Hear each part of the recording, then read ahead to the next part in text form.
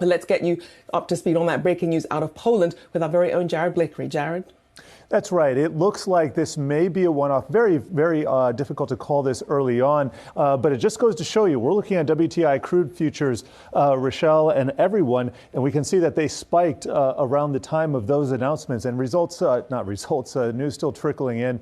Suffice to say that geopolitical concerns have taken a backseat with respect to the deluge of news that we've had in the last week alone, but we can see in the price action here that it is top of mind for investors, and I just want to show you what has been happening in some of these markets. We were just taking a look with Rochelle at the major indices and crude oil, but also I also want to note that the U.S. dollar index, that is now up. Now, the U.S. dollar has been weakening over the prior few sessions, and that has given risk markets a bump up. Is that over? Too close to tell right here.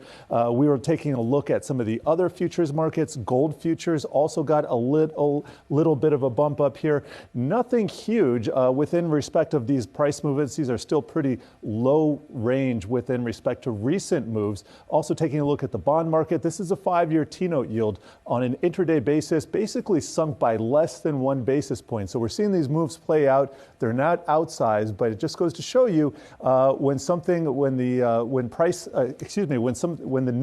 the cadence of the news rises, that we see sometimes effects in these markets, and they can easily snowball, guys.